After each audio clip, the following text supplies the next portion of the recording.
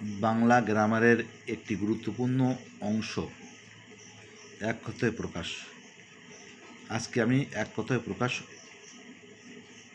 উল্লেখ করব, কারণ এক কথায় প্রকাশ বাংলা গ্রামারের ক্ষেত্রে অতি প্রয়োজনীয়।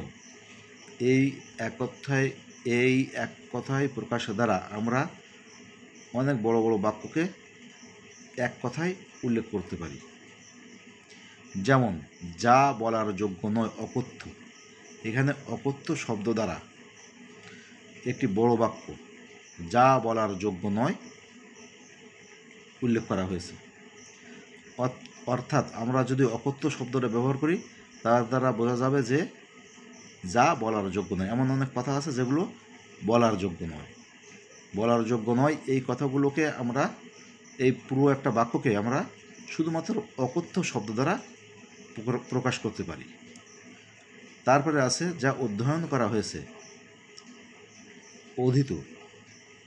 এই অধীত শব্দ দ্বারা আমরা যা অধ্যয়ন করা হয়েছে পুরো বাক্যটিকে বোঝাতে পারি। বাঘের চামড়া কৃত্তি, ময়ূরের ডাক কেকা, অনেকের মধ্যে একজন অন্যতম। আমরা অনেক সময় বলি যে তিনি একজন অন্যতম কবি। যেমন ফরুক আহমেদ বাংলাদেশের একজন অন্যতম উল্লেখযোগ্য কবি। মানে আমাদের দেশে অনেক কবি আছেন, তার মধ্যে ফরুক আহমেদ একজন অন্যতম কবি। তাহলে এই অন্যতম শব্দ দ্বারা আমরা অনেকের মধ্যে একজন এই পুরো বাক্যটিকে আমরা শুধুমাত্র অন্যতম এই এক কথায় উল্লেখ করতে পারি বা প্রকাশ করতে পারি। তারপরে আছে বিদেশে থাকেন যিনি প্রবাসী। বাংলাদেশের রেমিটেন্সের বড় একটি অংশ প্রবাসী আয়ের মাধ্যমে আসে। তাহলে প্রবাসী কারা? যারা বাংলাদেশি লোক কিন্তু বিদেশে থাকেন। যেমন Saudi Arab, Kuwait, Bahrain, Dubai, Japan, America, England, এসব দেশে অনেক বাংলাদেশি লোক থাকে। তারা বিদেশে থেকে আয় করে বাংলাদেশে টাকা পাঠায়। এই যে বাংলাদেশি লোক হওয়ার পরেও যারা বিদেশে থাকেন তাদেরকে আমরা কি বলবো? প্রবাসী। তাহলে এই প্রবাসী শব্দ দ্বারা পুরো একটি বড় বাক্য বিদেশে থাকেন যিনি প্রকাশ করা যায়। এই জন্য বাংলা গ্রামারে এক কথায় প্রকাশ খুবই গুরুত্বপূর্ণ। এই এক কথায় প্রকাশ আমাদের অবশ্যই মুখস্থ করতে হবে, তাছাড়া আমরা ভালো বাংলা গ্রামার পারব না। বিদেশে থাকেন যিনি প্রবাসী, সকলের জন্য প্রযোজ্য, সর্বজনীন।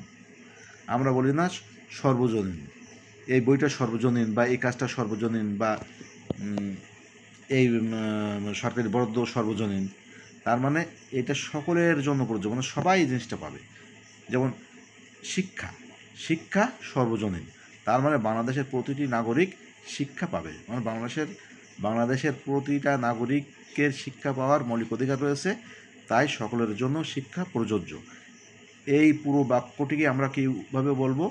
সর্বজনীন বললেই বোঝা যাবে যে সকলের জন্য প্রযোজ্য।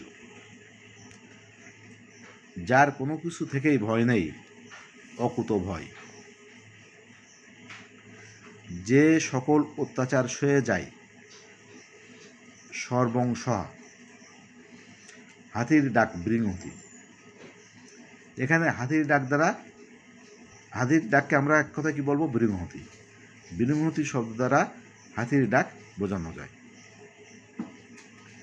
যা দমন করা কষ্টকর, দুর্দমনীয়। কর্ম সম্পাদনে পরিশ্রমী, কর্মঠ। আমরা বলি অমুক খুব কর্মঠ। যেমন আমাদের গ্রামে আমরা বলি যে বেলাল খুব কর্মঠ। তার মানে কি? বেলাল কর্ম সম্পাদনে খুবই পরিশ্রমী, অর্থাৎ সে কর্ম সম্পাদন করে এবং পরিশ্রমের সহিত কর্ম সম্পাদন করে।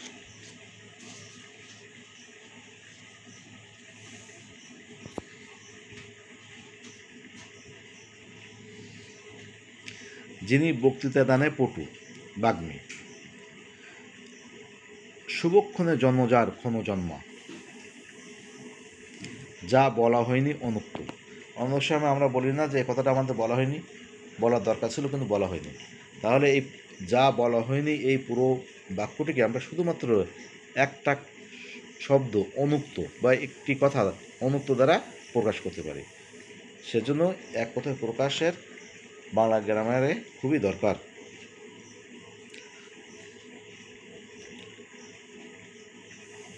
যার অন্য উপায় নেই অনন্য পাই, যে গাছ কোনো কাজে লাগে না আগাছা। আমরা বলি না যে ধান খেতে খুবই আগাছা হয়েছে, তার মানে ধান খেতে ধান গাছ লাগাই আমরা। এই ধান গাছের সাথে যদি অন্য কোনো গাছ হয় সেটা তো আর কাজে লাগবে না। আমাদের মূল উদ্দেশ্য ধান গাছ লাগানো, ধান উৎপাদন করা। সেখানে যদি অন্য গাছ থাকে তাহলে সেটা কী করবে, ধান গাছের যে খাদ্য সেগুলো খেয়ে ফেলবে, ধান গাছগুলোকে ঠিকমতো বড় হতে দেবে না বা ধান গাছ থেকে ভালো ধান উৎপাদিত হবে না। সেজন্য আমরা ধান খেতে ধান গাছ ছাড়া অন্যান্য যে সকল ঘাস বা অন্যান্য যে কোনো গাছ হলে আমরা সেগুলোকে কী বলি, আমরা আগাছা। তাহলে আগাছা দ্বারা আমরা পুরো একটা বড় বাক্য, যে গাছ কোনো কাজে লাগে না, এই পুরো বাক্যটিকে আমরা শুধুমাত্র আগাছার শব্দ বা এক কথা দ্বারা প্রকাশ করতে পারি। যিনি শুনে মনে রাখতে পারে শ্রুতিধর, যা মর্মস্পর্শ করে মর্মস্পর্শী। যাই হোক, আমরা আজকে অনেকগুলো এক কথায় প্রকাশ নিয়ে আলোচনা করলাম। এই এক কথায় প্রকাশ প্রতিটা শিক্ষক, শিক্ষার্থী এবং যারা বাংলা ভাষাভাষী লোক আছে সবার জন্যই দরকারি। কারণ এক কথায় প্রকাশ আমরা কথা, কাজে বা বিভিন্ন ক্ষেত্রে ব্যবহার করি। যাক, আজকে এই পর্যন্তই। আপনারা আমার চ্যানেলটিকে সাবস্ক্রাইব করবেন এই আশাবাদ ব্যক্ত করি।